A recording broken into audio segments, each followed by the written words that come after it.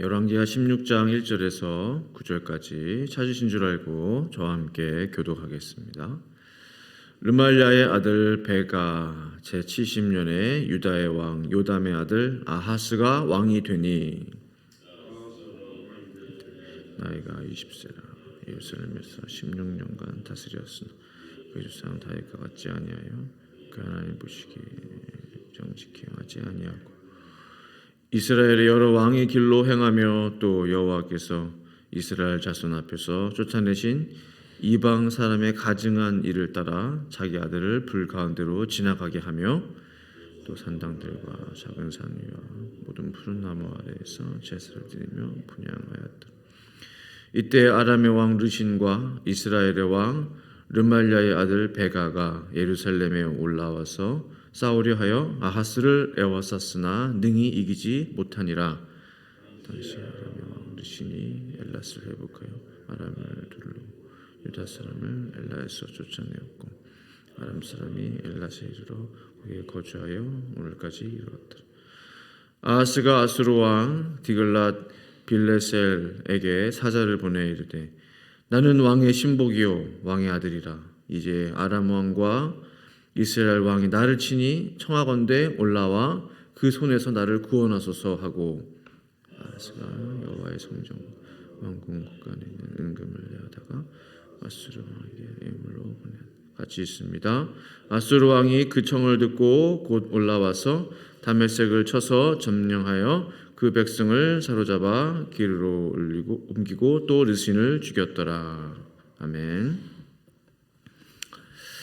네, 저는 성도님들께서 기도해 주신 덕분에 멕시칼리 단기 선교를 잘 다녀왔습니다. 감사합니다. 오늘 우리는 유다의 아하스 왕에 대해서 잠시 말씀을 나눌 건데요. 이 아하스 왕을 보면 리더가 사람을 두려워한다는 것은 굉장히 좀 치명적이다 라는 생각을 다시 한번 하게 됩니다. 왜 우상을 숭배하는가? 두렵기 때문에 우상을 숭배하고 의지하는 것 아니겠는가? 뭔가 마음에 뭔가는 의지해야 되겠는데 의지할 대상을 찾는다는 것은 뭔가 마음에 필요가 있다는 거죠.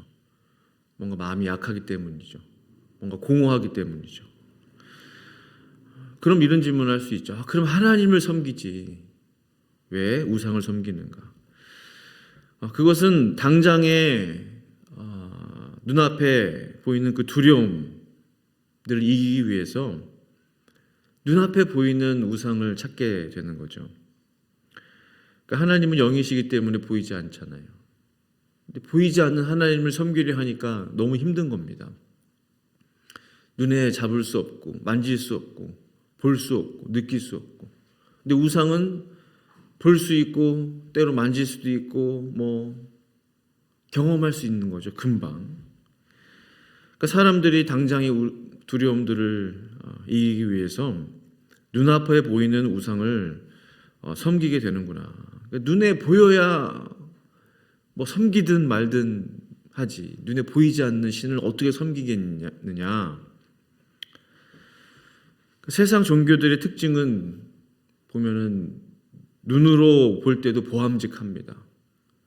크게 짓고 화려하게 짓고 그래서 큰 것만 우상이냐 작은 것도 우상이다. 작게도 만들어 놓고 집집마다 우상이 있고 그러니까 그것들이 세상 종교 우상들의 특징이죠. 이 아하스는 그의 나이 20세에 젊은 나이죠. 왕이 되었습니다.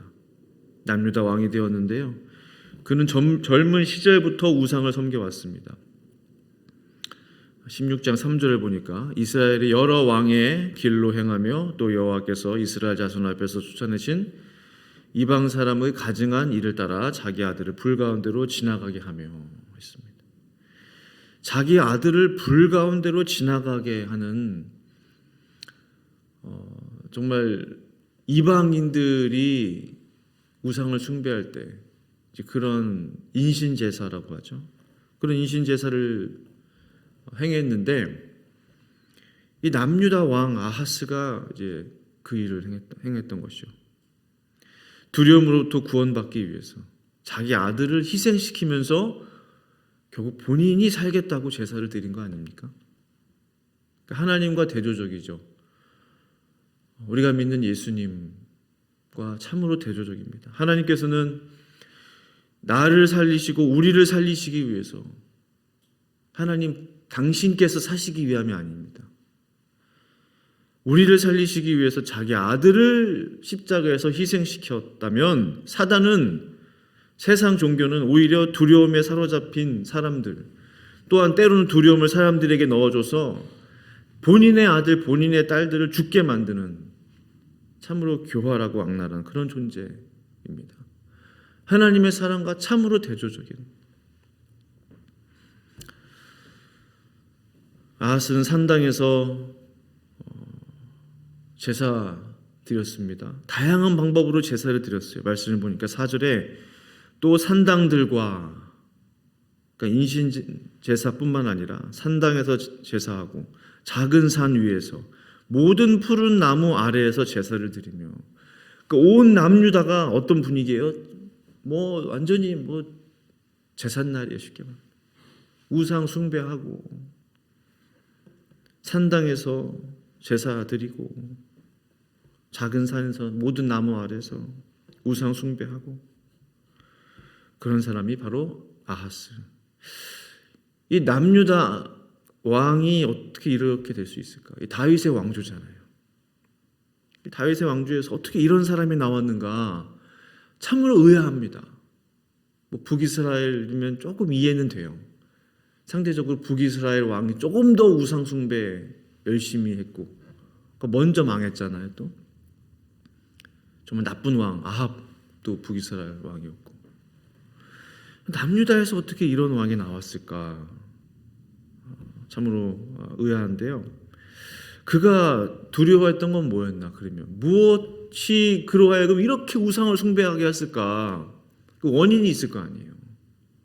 아들 불 속에 집어넣고 그가 두려워했던 것은 아하스 왕이 두려워했던 것은 바로 사람이었구나. 사람. 다 사람하고 연관되어 있어요. 5절에 그때 아람의 왕 르신과 이스라엘의 왕 르말랴의 아들 베가가 예루살렘에 올라와서 싸우려 하여 아하스를 에워쌌으나 능히 이기지 못하니라. 능히 이기지 못하니라는 이제 아하스 왕이 이기지 못한 거예요. 공격을 당하니까, 협공을 당하니까. 아하스 왕이 두려웠던 것은 아람 군대의 그 르신 왕, 북이스라엘의 베가, 두 왕 그리고 그들에게 속한 군대였습니다. 근데 아하스 왕의 말을 자세히 보시면 돼요. 그가 사람을 두려워했다는 결정적인 증거가 있어요. 7절에 아하스가 아수르 왕 디글랏 빌레셀에게 사람을 보내 이르되 나는 왕의 신복이요 왕의 아들이라. 뭐라고 말해요? 아수르 왕에게 사신을 보내서 하는 말이 저는 왕의 신복입니다.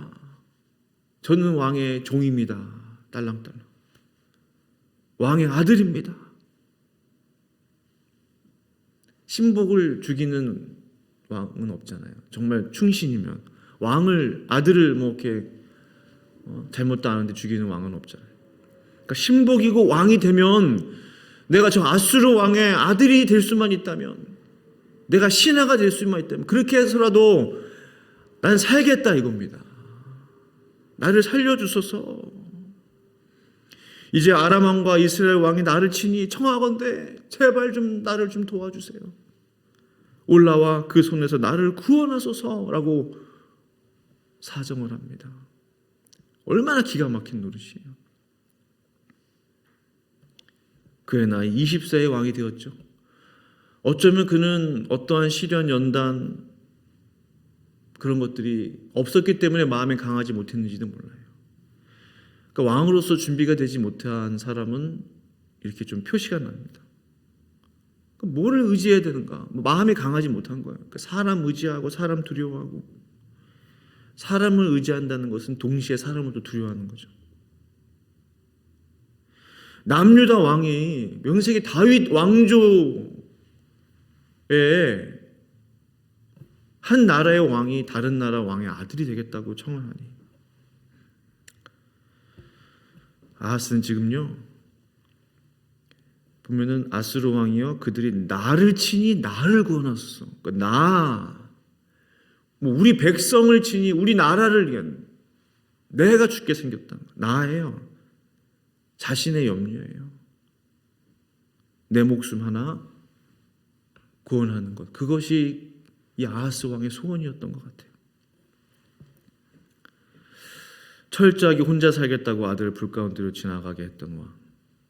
자신의 생명을 위해 그 모든 곳에서 제사를 드렸던 왕. 이해가 되는 거예요. 왜 그렇게 제사를 드렸을까? 왜 이렇게 우상을 숭배했을까?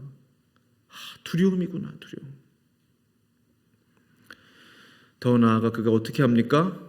8절 보니까요. 아하스가 여호와의 성전과 왕궁 곳간에 있는 은금을 내어다가 아수르 왕에게 예물로 보냈더니. 하다 이제 어떻게 해요? 성전 기물까지 막 떼다가, 성전과 왕궁 곳간이라고 했어요. 왕궁 곳간에 있는 은금, 있는 거 없는 거 다 끄집어내라. 성전에 좋아 보이는 거 다 뜯어내서 예물로 아수르 왕에게 보낸 거예요. 성전의 기물까지 팔아먹는 사람이 됐어요. 이게 참 두려움이라는 게 무섭구나. 어떻게 하나님의 것을, 하나님의 물건을 사람에게 줄 수 있을까? 하나님의 것을 어떻게 사람에게 줄 수 있을까? 하나님을 두려워하는 마음이 요즘 말로 1도 없는 거예요. 하나도 없어요. 성전의 기물들을 뇌물로 받은 아수르 왕 어떻게 합니까? 아하스의 부탁을 듣고, 이 정도면 뭐 도와줄 마음 들잖아요. 이 정도로 지극정성으로 군대를 파병해서 아람국의 르신을 죽이게 됩니다. 통했어요. 뇌물이 통했어요. 아하스 왕이 정말 기뻤겠죠. 당연히 찾아갔습니다. 찾아뵈야지. 아수르 왕을 찾아가서 감사 인사를 했습니다.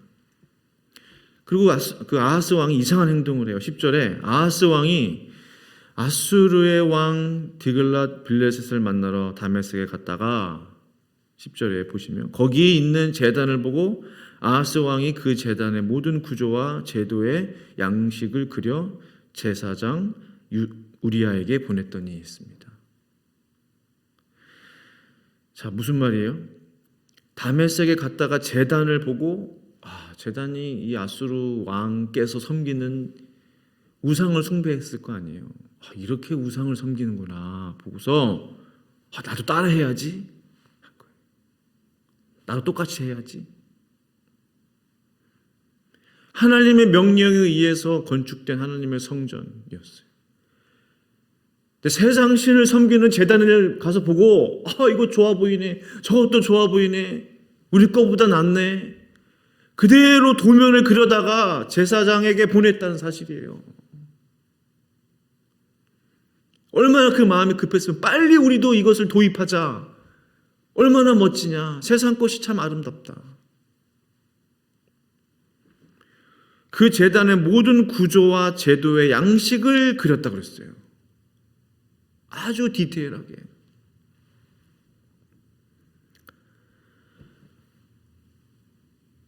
아하스 왕은 남유다 자기 본국으로 돌아가자마자 새롭게 준비된 그 하나님의 성전 안에서 하나님을 예배했다고 기록하고 있어요. 그게 무슨 예배가 됐을까요? 하나님이 명령하신 제사법은 어디로 갔습니까? 하나님이 정해놓으신 성전의 기물들과 도구들은 다 어떻게 한 거예요?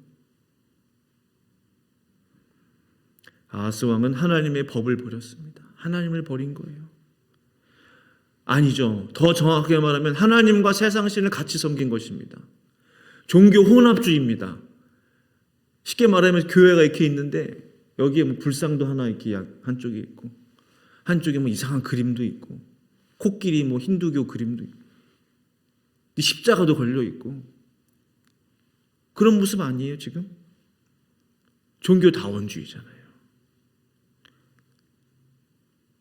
종교 혼합주의잖아요. 이 시대의 모습을 보고 있는 것 같아요. 건강하다고 우리가 믿고 따르는 기성 교단들 있잖아요. 말로는 제가 하지 않겠습니다. 아시는 분들 계실 거예요. 종교다원주의 정말로 주장해요. 그렇게 가르쳐요. 신학교에서. 예수만 복음이 있는 게 아니다. 정말로 그렇게 가르쳐요.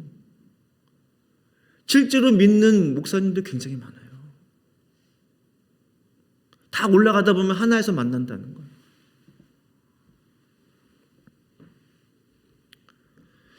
가만히 생각해 봤어요. 왜 종교다원주의, 종교혼합주의가 이렇게 생길까? 제가 이 아하스 왕 보면서 알게 됐어요. 이 아하스 왕에 뭐가 있었다고? 두려움, 마음, 사람에 대한 두려움. 그러니까 기독교만 구원이 있냐?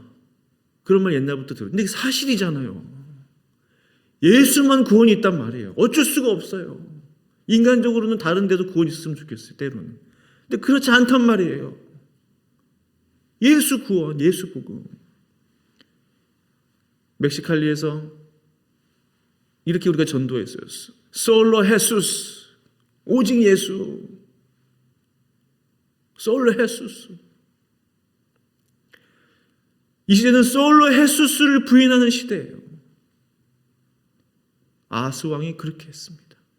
지금 이 시대에 정말로 계속해서 그런 교회들이 일어나고 있어요. 결국 두려움이죠. 기독교에만 구원이 있냐? 기독교 너무 이기적이다, 독단적이다. 자기네들만 구원이 있대. 그러니까 그런 소리 듣고 싶지 않아서 우리는 하나, 다 오시오, 모든 종교 다.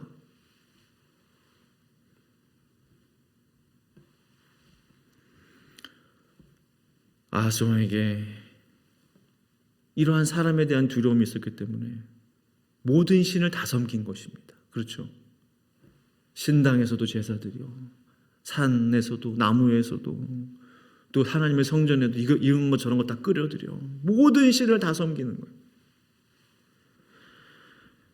또 18절에 또 안식일에 쓰기 위하여 성전에 건축한 낭실과 왕이 밖에서 들어가는 낭실을 아수르 왕을 두려워하여 여호와의 성전에 옮겨 세웠더라. 무슨 말이냐면요, 아수르 왕을 존경하는 뜻으로, 그 사람을 존경하는 뜻으로 두려워하는 마음으로 성전 안에 있는 안식일 전용 통로와 성전 바깥 전용 출입구를 모두 없앴다는 거예요. 우리 아수르 왕이 좋아하셔야 되니까, 싫어하면 안 되니까 그 통로를 다 없앤 거예요. 자기 마음대로.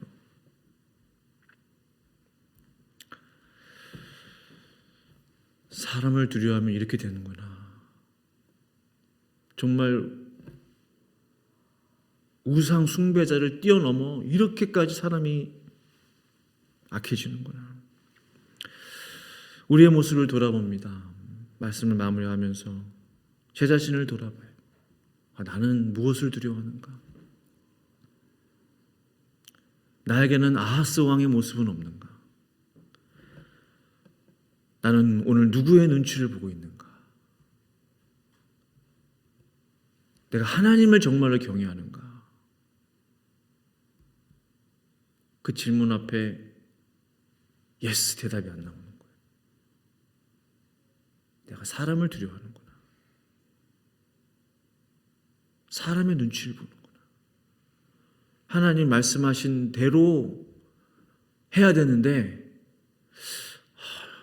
사람이 또 기분 상하면 안 되니까, 또 이렇게 상처받으면 안 되니까, 그런 모습들이 너무 많은 거예요. 다를 바가 없더라고요. 아하스 왕과. 우리가 이 새벽에 같이 기도할 수 있기를 원합니다. 나는 오늘 무엇을 두려워합니까? 나는 오늘 누구의 눈치를 보고 있습니까? 사람을 두려워하게 되면 하나님을 두려워하는 마음이 없어지는 거죠. 하나님을 전심으로 두려워하는 마음, 경외하는 마음이 있다면 사람을 두려워하는 마음은 없어질 것입니다. 둘 중에 하나죠. 하나님을 두려워하는 마음이 내 마음에 가득하면 사람을 두려워하는 마음이 비집고 들어올 틈이 없는 거죠. 이게 문제인 거예요. 잠언 29장 25절에 그래서 이렇게 말씀해요. 사람을 두려워하면 올무에 걸리게 되거니와 여호와를 의지하는 자는 안전하리라. 올무에 걸린 토끼는 서서히 죽어가는 것입니다. 그냥 올무에 걸리고 나중에 하는 게 서서히 천천히 죽어가는. 사람을 두려워하는 마음이 있는 사람은 서서히 점점 하나님을 잃어버리는 거죠. 그러나 여호와를 의지하는 자는 안전하게 될 줄로 믿습니다. 이 새벽에 하나님을 더욱 의지하시는 우리 모두가 될 수 있기를 간절히 축원합니다. 기도하시겠습니다. 하나님 아버지 감사합니다. 다윗 왕조에서 참으로 안타까운 왕이 나왔습니다. 아하스 왕을 보면서 그는 정말로 그 어떠한 왕들보다, 그 어떠한 북이스라엘 남유다 왕들보다 하나님이 아닌 사람을 두려워하고 세상을 두려워하고 온갖 우상들을 다 섬기고 하나님의 성전에 세상 것들을 다 들여왔던 그런 참으로 안타까운 그러한 사람이었습니다. 그러나 우리가 그 사람의 모습을 보면서 아하스를 보면서 우리의 자신을 봅니다. 내 자신을 돌아봅니다. 우리 안에 사람을 두려워하는 마음은 없습니까? 하나님을 더 경외하게 하시고 하나님을 사랑하고 하나님을 경외하는 마음이 우리 안에 충만하게 하여 주시옵소서. 주님 감사하며 예수 그리스도의 이름으로 간절히 기도합니다. 아멘.